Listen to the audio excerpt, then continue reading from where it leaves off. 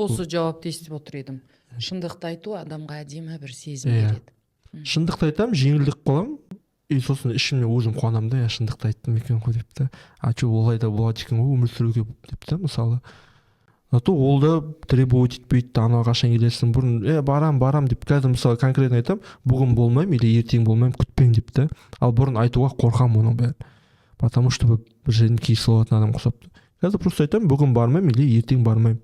Болды. Жеңілдік қыламын да, и сосын телефон қойғаннан кейін ойлап қоямын ғой, шындықты айттым ба не деп. Андай жеңілдік болсын да, кәдімгі білінеді оның бәрі. Сол саған жаңағы жақындарыңның аузынан одан да өліп қалғаның артық еді, жылап қояр едік деген сөздерді айтқанда өліп қалайын деп ой кеп, соны іске асырайын деген кездер болды ма? Өліп қал деп айтқан кездер болды, біраз болды, еще бір рет емес та ондай. Біраз болды. Шынымды айтсам, ондай кәдімгі ой болған жоқ, бірақ өкініш деген сыртқа шығып кетіп, там ойлар болды, типа өз-өзіме қол жұмсайын ба деген.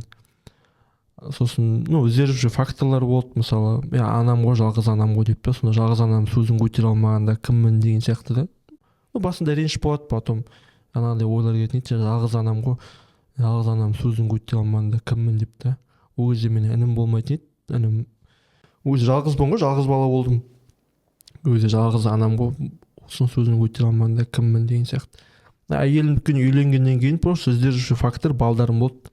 Әйелімді де жақсы көрдім. Осында келіп, ол подозрение өтіп, что білдім, әйелімді қатты жақсы көретінімді, анамды қатты жақсы көретінімді, что бәрі айтады ғой, болатын зат болды уже.